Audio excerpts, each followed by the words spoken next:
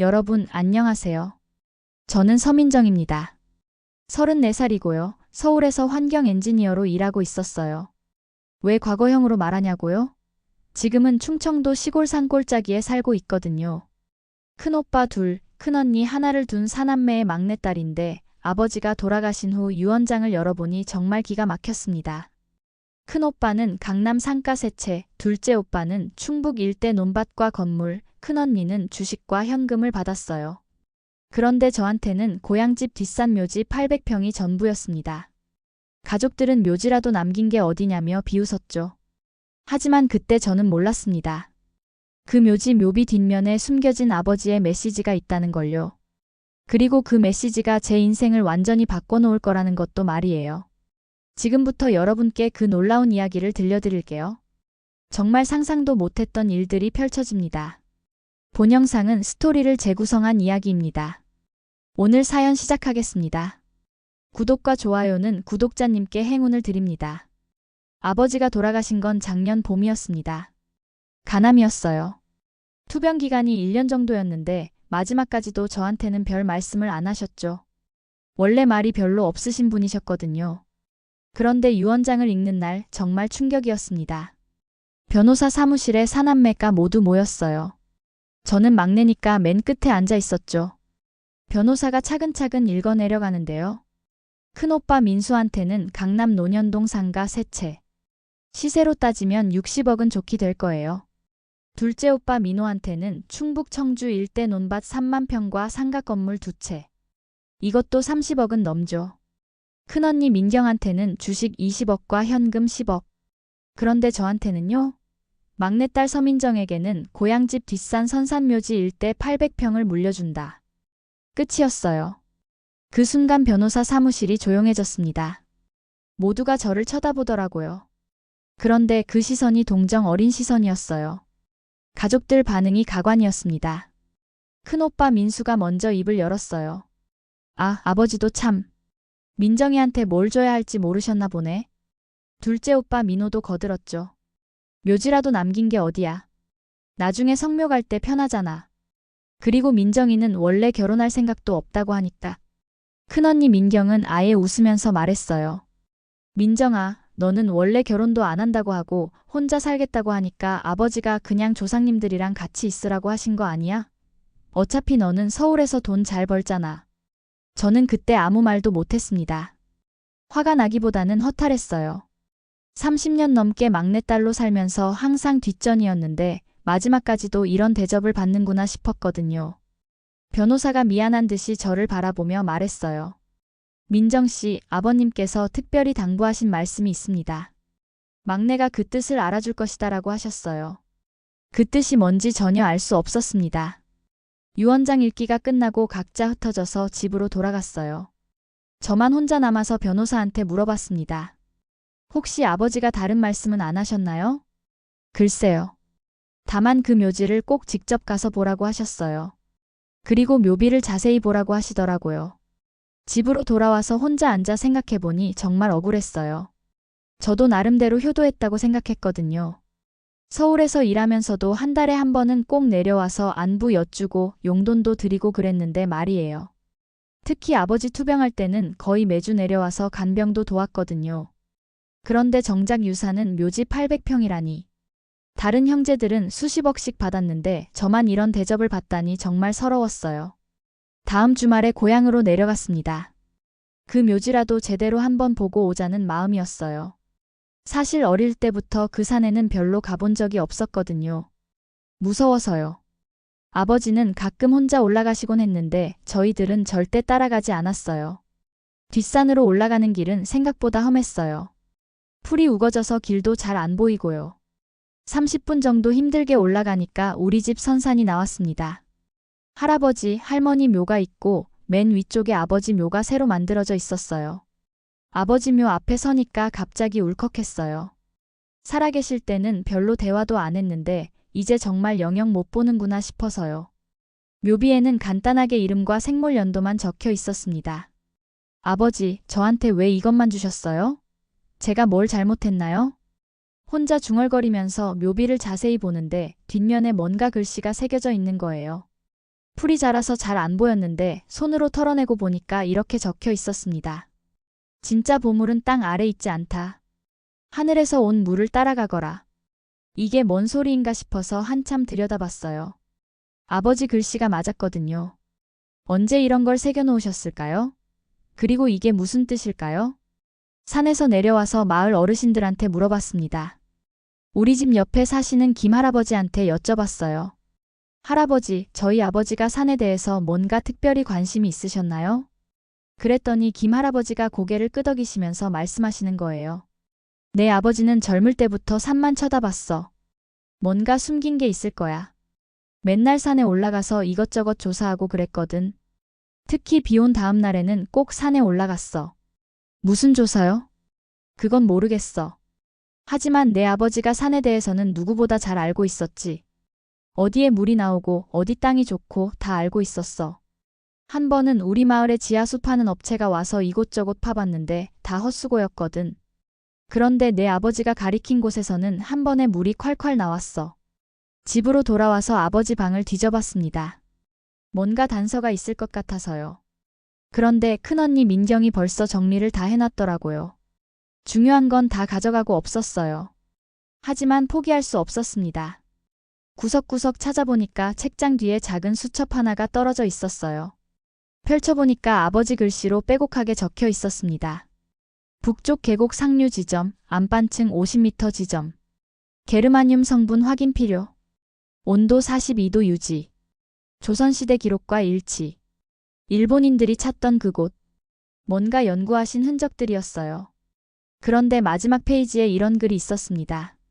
막내가 이 뜻을 알아주길 바란다. 이 산은 우리 가족만의 것이 아니다. 많은 사람들을 치유할 수 있는 곳이다. 하지만 때가 되어야 한다.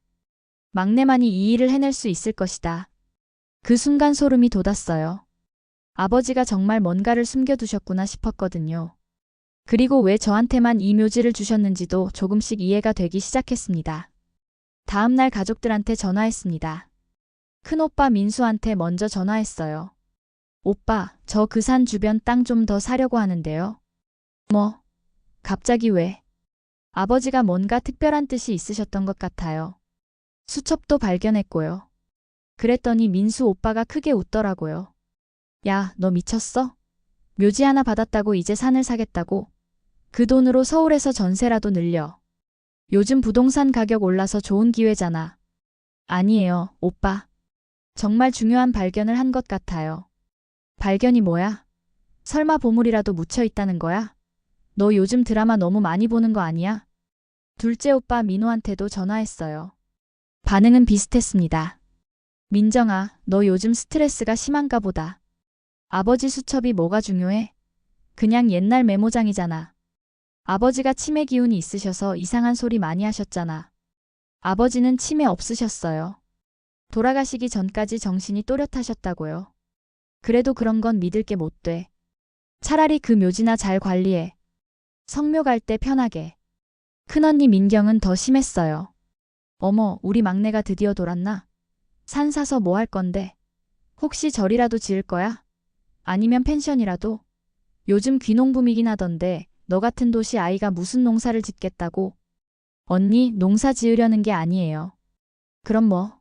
설마 정말 보물찾기라도 하려고? 민정아, 정신 차려. 너 나이가 몇인데 그런 헛소리를 하고 있어? 아무도 제 말을 진지하게 들어주지 않았어요. 하지만 저는 포기할 수 없었습니다. 아버지 수첩에 적힌 내용들이 계속 머릿속에 맴돌았거든요. 회사에 휴직 신청을 냈어요. 6개월간 무급휴직이었습니다. 동료들도 다들 이상하게 생각했죠. 민정씨, 갑자기 왜 그래요? 승진도 눈앞인데? 팀장님이 민정씨 실력 인정하셔서 다음 달에 과장 승진 얘기도 나왔는데요. 개인적으로 중요한 일이 생겨서요. 혹시 결혼 준비해요? 그동안 연애한다는 소리도 안 들었는데. 어떻게 설명해야 할지 몰라서 그냥 가족 일이라고만 했어요. 모두들 의아해했지만 더 이상 묻지는 않았습니다. 고향으로 내려와서 부동산에 갔습니다. 우리 묘지 주변 임야를 알아보려고요. 이 근처 산 팔 사람 없나요? 부동산 사장이 신기하다는 듯이 저를 바라봤어요. 요즘 산 사려는 사람이 어디 있어요? 다들 팔려고 난리인데. 젊은 사람이 웬 산을 사려고 해요? 혹시 펜션이라도 지으실 건가요? 아니요, 다른 용도예요. 그럼 이 근처 임야 한 5천 평 정도 있는데 평당 5천 원이면 될 것 같아요. 원래는 더 비쌌는데 요즘 농촌 인구 줄어서 산값이 많이 떨어졌거든요. 평당 5천 원이면 5천 평에 2,500만 원이었습니다. 제 통장에 있던 전 재산 3천만 원 중에서 거의 다 들어가는 돈이었어요. 하지만 망설이지 않았습니다. 바로 계약했죠. 마을 사람들 반응도 신기했어요. 슈퍼에서 장 보는데 아주머니들이 수군거리더라고요. 서씨 막내딸이 산을 샀다면서? 어머, 미쳤나? 그 돈으로 서울에서 살면 되는데? 아버지 닮았나 보네. 젊을 때 아버지도 산만 쳐다봤는데? 그래도 요즘 젊은 애들이 귀농하는 경우 많잖아. 착한 일이지 뭐. 그런데 마지막 말이 제 관심을 끌었어요. 역시 아버지가 뭔가 알고 계셨구나 싶었거든요. 산 계약을 마치고 서울로 올라가서 짐을 쌌습니다. 원룸 전세 보증금 5천만 원도 빼서 당분간 생활비로 쓰기로 했어요. 정말 모든 걸 걸고 내려가는 거였습니다. 고향에 정착한 첫 주부터 본격적인 탐사를 시작했습니다. 아버지 수첩에 적힌 지점들을 하나씩 찾아다녔어요. 마을에서 작은 원룸을 월세로 얻어서 거기서 지내면서요. 북쪽 계곡 상류 지점이라고 적힌 곳부터 가봤습니다. 우리 묘지에서 북쪽으로 1km 정도 올라간 곳이었어요. 계곡이 있기는 했는데 그냥 평범한 시냇물이 흐르고 있었습니다. 하지만 뭔가 이상했어요. 다른 곳보다 물이 따뜻한 것 같았거든요. 손을 담가보니까 확실히 미지근했습니다. 11월 말인데도 차갑지 않았어요. 혹시 더 위쪽으로 올라가 봤어요. 계곡 상류로 200m 정도 더 올라가니까 바위 틈에서 물이 솟아나오는 곳이 있었습니다. 그런데 이 물은 확실히 따뜻했어요. 온도를 재어보고 싶어서 온도계를 가져왔는데 무려 42도였습니다. 아버지 수첩에 적힌 온도와 정확히 일치했어요. 그 순간 소름이 쫙 돋았습니다. 정말 온천수였던 거예요. 그런데 여기서 끝이 아니었습니다. 물맛을 보니까 일반 물과 달랐어요. 약간 짠맛도 나고 뭔가 미네랄 맛도 났습니다. 혼자 확신할 수는 없어서 대학교 동기한테 연락했습니다. 지질학과 나온 친구 박준호였어요. 준호야, 나 좀 도와줄 수 있어? 왜? 갑자기 무슨 일이야? 너 휴직했다면서? 온천수 분석 좀 해줄 수 있어? 정말 중요한 일이야. 온천수? 너 갑자기 온천 사업이라도 할 거야? 일단 와봐. 설명해 줄게. 준호가 주말에 내려왔습니다. 제가 발견한 온천수를 보여줬더니 눈이 휘둥그레지더라고요. 야, 이거 진짜네. 온도도 딱 온천수 수준이고 냄새도 그렇고. 그치? 이거 정말 온천수 맞지? 일단 샘플 가져가서 대학교 실험실에서 정밀 분석해 볼게. 성분이 어떻게 나오는지 봐야겠어. 준호가 여러 지점에서 물을 채취해 갔어요. 일주일 후에 결과가 나왔는데요. 정말 깜짝 놀랐습니다. 민정아, 이거 대박이야. 게르마늄 성분이 엄청 많이 들어있어. 게르마늄이 뭔데? 몸에 정말 좋은 미네랄이야. 특히 관절염, 피부병 치료에 효과가 있다고 알려져 있어. 혈액순환도 좋게 하고. 이 정도 농도면 정말 치유 효과가 있을 거야. 진짜? 게다가 라돈 성분도 적당히 들어있고 pH도 완벽해. 이건 정말 최고급 온천수야. 일본 유명 온천이랑 비교해도 전혀 뒤지지 않을 것 같은데. 아버지 수첩에 게르마늄 성분 확인 필요라고 적혀 있던 게 바로 이거였구나 싶었어요. 아버지가 정말 모든 걸 다 알고 계셨던 거죠. 준호한테 물어봤습니다. 이거 온천으로 개발하면 어떨까? 충분히 가능해. 수량도 풍부하고 온도도 적당하고. 게다가 이 성분이면 정말 치유 온천으로 유명해질 수 있을 거야. 근데 개발 비용이 만만치 않을 텐데. 일단 작게 시작해 볼 수 있지 않을까? 그럼 우선 간이 시설부터 만들어 보는 것도 좋겠네. 하지만 허가부터 받아야 해. 온천 개발은 까다로워. 그 순간 확신이 섰습니다. 이게 바로 아버지가 저한테 남겨주신 진짜 유산이구나 싶었어요. 온천수를 발견한 후 더 자세히 산을 조사해 봤습니다. 혹시 다른 단서들도 있을까 해서요. 계곡에서 조금 더 위쪽으로 올라가다 보니까 작은 동굴이 하나 있었어요. 입구가 좁아서 잘 안 보였는데 자세히 들여다보니까 사람이 들어갈 수 있을 정도였습니다. 핸드폰 플래시를 켜고 들어가 봤어요. 동굴 안쪽은 생각보다 넓었습니다. 그런데 구석에 뭔가 상자 같은 게 있더라고요. 오래된 나무 상자였는데 그 안에 한지로 된 문서들이 들어 있었어요. 한자로 빼곡하게 적혀 있었는데 저는 한자를 잘 못 읽어서 이해할 수 없었습니다. 마을에 한문 잘 아시는 분이 계셔서 찾아갔어요. 이 동네에서 서당 선생님을 하셨던 최 할아버지였습니다. 올해 80이 넘으셨는데 아직도 정정하세요. 할아버지, 이거 좀 읽어주실 수 있나요? 최 할아버지가 문서를 자세히 보시더니 깜짝 놀라셨어요. 어머, 이게 어디서 나온 거지? 저희 집 뒷산에서 발견했어요. 이거는 조선 후기 궁중 기록이야. 그것도 의료 관련 기록이네. 의료 관련이요? 여기 보니까 왕실 사람들이 이 산에서 요양했다는 내용이 적혀 있어. 이 산의 온천수로 왕자의 관절염이 완치되었다고 적혀 있고 궁녀들의 피부병도 모두 나았다고 되어 있네. 저는 그 말을 듣고 정말 놀랐어요. 제가 발견한 온천수가 정말 조선시대부터 유명했던 거구나 싶었거든요. 그런데 더 흥미로운 내용이 있네. 여기 보니까 이 온천을 관리했던 궁녀의 이름이 적혀 있는데 서씨야. 서씨요? 그래. 내 성하고 같네. 혹시 이 사람이 내 조상일 수도 있겠어. 그리고 여기 보니까 서씨 궁녀는 이 온천의 효능을 가장 잘 아는 사람이다. 대대로 이 비밀을 지켜야 한다고 적혀 있네. 저는 그 말을 듣고 소름이 쫙 돋았어요. 설마 제 고조할머니가 궁녀 출신이셨다는 건가요? 집으로 돌아와서 족보를 뒤져봤습니다. 그런데 고조할머니에 대한 기록이 거의 없었어요. 그냥 서씨라고만 되어 있었죠. 출생지나 가족관계에 대한 기록도 없었습니다. 할머니가 살아계셨다면 물어볼 수 있었을 텐데 아쉬웠습니다.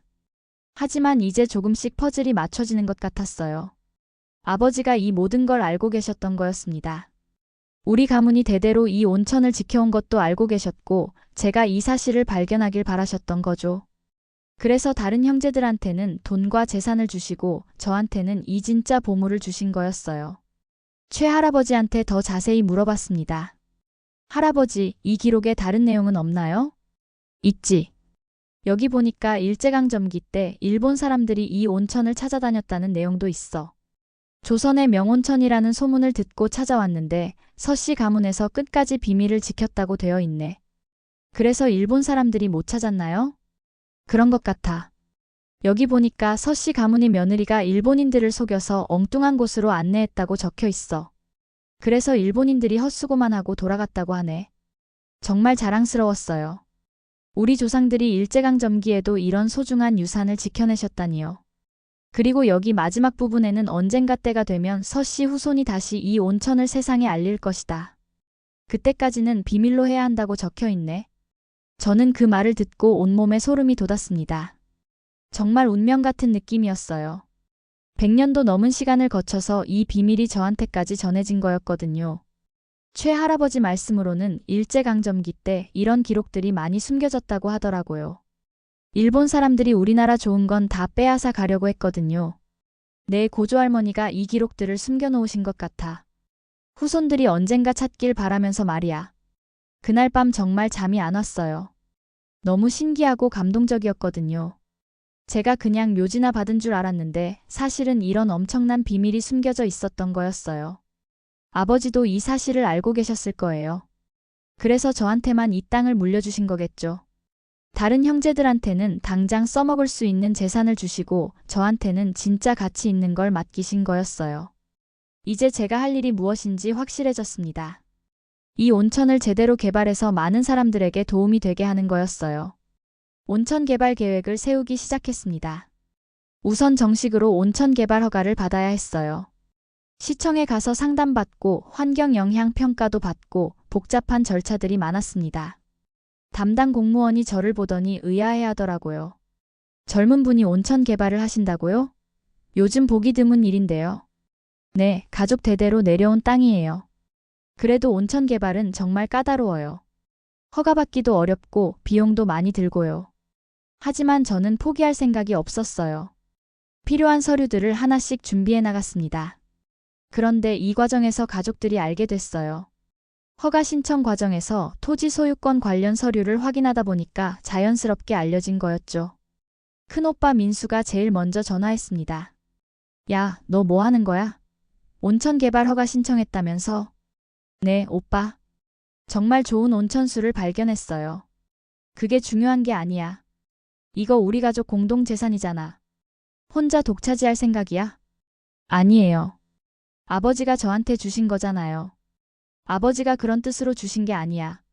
묘지 관리하라고 주신 거지. 온천 개발까지 포함된 게 아니라고.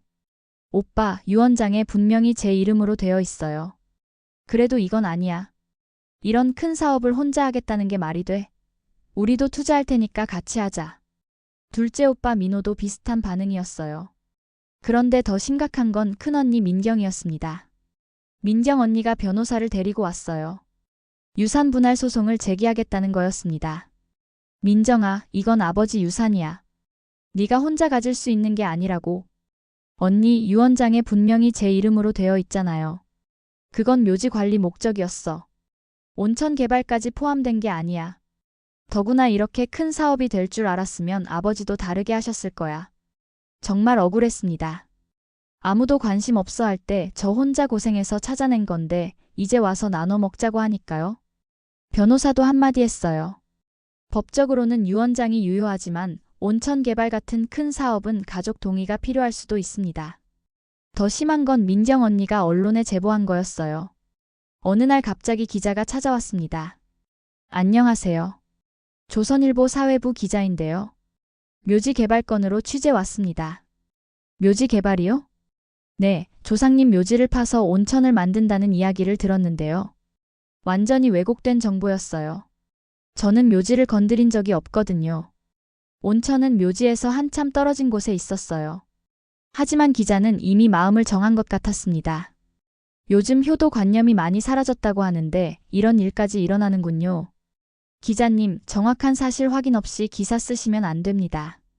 온천은 묘지와 전혀 다른 곳에 있어요. 그리고 조상들이 대대로 지켜온 온천을 복원하는 거예요. 그래도 가족들이 반대한다면서요? 그건 며칠 후 신문에 기사가 났는데요. 제목이 가관이었어요. 조상 묘지 팔아 온천 사업. 요즘 젊은이들의 황금 만능주의. 내용도 완전히 왜곡되어 있었습니다. 마치 제가 묘지를 파헤쳐서 온천을 만드는 것처럼 써놨어요. 그리고 가족들과의 갈등도 크게 부각시켰죠. 마을 사람들 시선도 곱지 않게 변했습니다. 그동안 응원해주시던 분들도 고개를 돌리시더라고요. 김할아버지가 걱정스러운 표정으로 말씀하셨어요. 민정아, 신문에 이상하게 나왔던데 괜찮아? 할아버지, 사실과 다르게 나온 거예요. 그래도 가족끼리 싸우는 건 좋지 않아. 어떻게든 합의점을 찾아봐. 정말 힘들었어요. 혼자서 모든 걸 감당해야 했거든요. 그래도 포기할 수 없었습니다. 이건 저만의 문제가 아니었어요. 많은 사람들에게 도움이 될 수 있는 일이었거든요. 시청에서 허가 심사할 때도 여러 번 불려갔어요. 언론 보도 때문에 더 까다롭게 심사하게 된 거였죠. 신문 기사를 봤는데 가족들이 반대한다면서요? 그건 오해예요. 온천은 묘지와 완전히 별개입니다. 그래도 가족 동의는 받으셨나요? 법적으로는 제 소유 땅이라 문제 없습니다. 하지만 다행히 담당 공무원이 현장 조사를 직접 나와서 확인해 줬어요. 아, 정말 묘지하고는 완전히 다른 곳이네요. 기사가 잘못 나온 것 같습니다. 그리고 이 온천수 성분도 정말 좋은 것 같고요. 감사합니다. 다만 환경영향평가는 꼼꼼히 받으셔야 해요. 자연 훼손 없이 개발하는 게 중요하거든요. 6개월간의 긴 심사 끝에 드디어 온천 개발 허가가 나왔습니다. 정말 기뻤어요. 이제 본격적으로 시작할 수 있게 된 거였거든요. 허가가 나자마자 바로 온천시설 공사를 시작했습니다. 큰 규모는 아니었어요. 작은 찜질방 정도였죠. 제 전 재산을 다 털어서 만든 거였거든요. 건설비만 5천만 원 정도 들었는데 대출도 받고 정말 빠듯하게 만들었어요. 공사하는 동안에도 가족들은 계속 방해했어요. 소송도 진행 중이었고요. 하지만 저는 믿었습니다. 이 온천수의 효능을요. 드디어 시범 개장을 했습니다. 마을 어르신들을 무료로 초대했어요. 처음에는 다들 의심스러워 하셨죠. 이게 정말 몸에 좋다는 거야? 한번 들어보세요. 물이 정말 부드러워요. 김할아버지가 제일 먼저 들어가셨어요. 무릎 관절염으로 고생하고 계셨거든요. 오랫동안 계단 오르내리기도 힘들어 하셨어요. 어머, 물이 정말 부드럽네. 뭔가 다르긴 하다. 그런데 이게 정말 관절에 좋아? 조선시대부터 유명했던 온천이래요. 이틀 후에 김할아버지가 찾아오셨어요. 표정이 완전히 달라져 있었습니다. 민정아, 이거 진짜 신기하다. 무릎이 이렇게 편한 게 언제인지 모르겠어. 정말요? 어젯밤에 잠도 푹 잤어. 무릎 아파서 밤에 깨는 일이 없었거든. 그리고 오늘 아침에 일어나서 계단도 훨씬 편하게 올라갔어. 소문이 퍼지기 시작했어요. 동네 아주머니들도 하나둘씩 오시더라고요. 박 할머니는 피부 트러블로 고생하셨는데 일주일 만에 눈에 띄게 좋아지셨어요. 어머나, 이게 뭐야? 30년 된 습진이 이렇게 깨끗해지다니. 정말 좋아지셨네요. 병원에서 온갖 치료 다 받아봤는데 안 나았거든. 그런데 이 물에 몇 번 담갔더니 이렇게 좋아지다니. 최 아주머니는 만성 피로로 힘들어 하셨는데 온천 다닌 후로 기력이 완전히 달라지셨습니다. 민정아, 고마워. 이렇게 몸이 가벼운 게 언제인지 모르겠다. 요즘 농사일도 훨씬 수월해졌어. 한 달 후에는 소문이 인근 지역까지 퍼졌어요. 다른 마을에서도 사람들이 찾아오기 시작했습니다. 청주, 대전에서도 오시더라고요. 그런데 정말 놀라운 일이 일어났어요. 큰오빠 민수가 갑자기 찾아온 거였습니다. 표정이 많이 안 좋았어요. 민정아, 나 좀 도와줘. 갑자기 왜요, 오빠? 당뇨 합병증이 심해져서 다리가 너무 아파. 약도 안 듣고. 혹시 이 온천물이 도움이 될까? 민수 오빠는 10년 전부터 당뇨병을 앓고 있었어요. 최근에 합병증이 생겨서 걷기도 힘들어하고 있었거든요. 발가락까지 저려온다고 하더라고요. 오빠, 물론이죠. 들어오세요. 민수 오빠가 온천에 들어가는 모습을 보니까 복잡한 기분이었어요. 얼마 전까지만 해도 저를 비웃고 소송까지 걸었던 사람인데요. 하지만 원망하지 않았습니다. 가족이니까요. 일주일 동안 매일 오셔서 온천 욕을 하셨어요. 그런데 정말 기적 같은 일이 일어났습니다. 민정아, 이거 정말 대단하다. 혈당 수치가 정상으로 돌아왔어. 정말요? 병원에서 의사도 깜짝 놀랐어. 이렇게 빨리 좋아지는 경우는 처음 본다고 하더라. 그리고 발가락 저림도 많이 좋아졌어. 민수 오빠 표정이 완전히 달라져 있었어요. 미안한 듯한 표정이었죠. 민정아, 미안하다. 내가 너무 심했지? 괜찮아요, 오빠. 소송도 취하할게. 이건 정말 내가 발견한 거야. 내 거가 맞아. 그리고 앞으로 도울 일 있으면 언제든 말해. 둘째 오빠 민호도 비슷했어요. 아내가 류머티즘으로 고생하고 있었는데 온천 치료 후에 완전히 좋아졌거든요. 민정아, 고마워.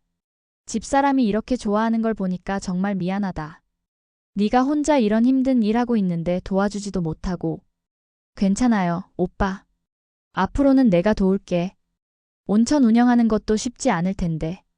큰언니 민경도 결국 찾아왔어요. 처음에는 어색해하더니 나중에는 펑펑 울면서 사과했습니다. 민정아, 언니가 정말 못됐지? 네가 이런 좋은 일을 하고 있는데 방해만 하고. 언니, 이제 그만해요. 다 지난 일이에요. 언니도 허리 디스크로 고생하고 있거든. 혹시 나도 이 온천 이용할 수 있을까? 당연하죠. 가족인데요. 온천 소문이 전국적으로 퍼지기 시작했어요. SNS를 통해서 입소문이 나면서 서울에서도 사람들이 찾아오더라고요. 한 방송국에서 취재 요청이 들어왔습니다. 이번에는 제대로 된 방송이었어요. 안녕하세요. KBS 생활정보 프로그램 제작진입니다. 치유 온천 이야기로 취재하고 싶은데요. 카메라가 들어와서 온천 시설과 이용자들을 촬영했어요. 김할아버지, 박 할머니들이 직접 인터뷰도 해주셨습니다. 정말 기적 같아요. 30년 된 병이 한 달 만에 이렇게 좋아지다니. 약으로도 안 되던 게 이 온천물로 깨끗하게 나았어요.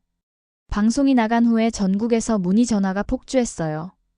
예약도 몇 달치가 밀렸고요. 온천이 유명해지면서 수익도 많이 생겼어요.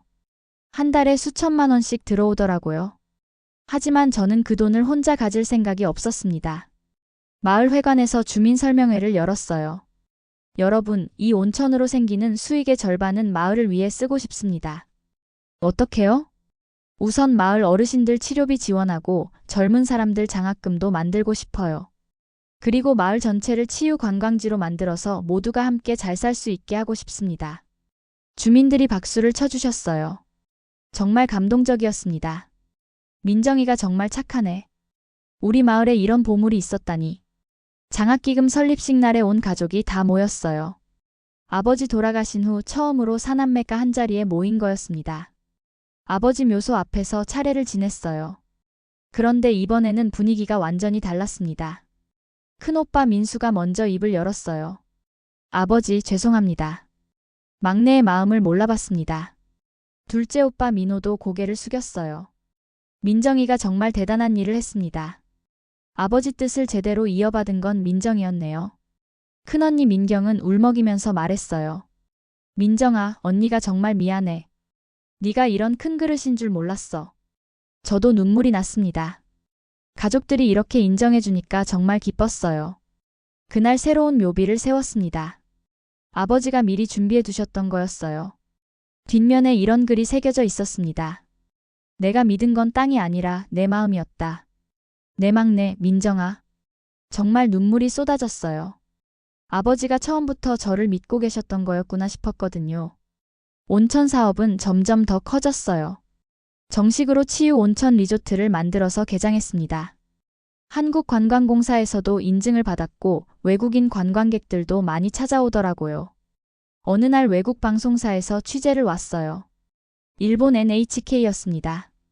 한국의 전통 치유 온천에 대해 다큐멘터리를 만들고 싶습니다. 카메라 앞에서 인터뷰를 했어요. 이 온천의 특별한 점이 뭔가요? 이건 한국의 산이 가진 힘입니다. 우리 땅이 우리를 치유합니다. 그리고 이건 단순히 물의 효능이 아니에요. 조상들의 지혜와 사랑이 담겨 있는 거죠. 앞으로의 계획은 뭔가요? 더 많은 사람들이 이 치유의 힘을 경험할 수 있게 하고 싶어요. 그리고 이런 전통 치유법을 현대적으로 발전시켜서 세계에 알리고 싶습니다. 방송이 나간 후 해외에서도 관심이 많아졌어요. 일본, 중국, 동남아시아에서 벤치마킹하러 오더라고요. 1년 후에 정부에서 연락이 왔습니다. 치유관광 모범 사례로 선정되었습니다. 국무총리 표창을 드리고 싶습니다. 시상식에 가족들이 모두 참석해줬어요. 정말 자랑스러웠습니다. 지금 저는 이 온천 마을에서 정말 행복하게 살고 있어요. 매일 새로운 사람들을 만나고 그분들이 건강해지는 모습을 보면서 보람을 느끼고 있습니다. 가족들도 자주 내려와요. 이제는 정말 화목한 가족이 되었거든요. 형제들이 온천 운영을 도와주기도 하고 언니는 홍보를 맡아서 해주고 있어요. 아버지가 저한테 주신 건 단순한 땅이 아니었어요. 사람들을 치유할 수 있는 능력이었고 가족을 하나로 만들 수 있는 사랑이었습니다. 여러분도 혹시 이해할 수 없는 일이 생기거든 조금만 더 참고 기다려보세요. 분명히 그 안에 깊은 뜻이 숨어 있을 거예요. 제가 처음에 묘지 800평만 받았을 때는 정말 억울했거든요. 하지만 그게 저한테는 최고의 선물이었습니다. 지금도 매일 아버지 묘소에 인사드려요. 아버지, 고맙습니다. 정말 좋은 선물을 주셨네요. 그리고 그 따뜻한 온천물에 몸을 담그면서 생각해요. 진정한 유산은 돈이나 땅이 아니라 사람이라는 걸요. 여러분도 오늘 가족들한테 안부 한번 물어보세요. 그리고 서로 사랑한다고 말해보세요. 그게 진짜 소중한 거거든요. 저는 앞으로도 이 온천을 통해서 더 많은 사람들에게 치유와 희망을 전해드리고 싶습니다. 그게 아버지가 저한테 맡기신 진짜 사명이라고 생각해요. 감사합니다.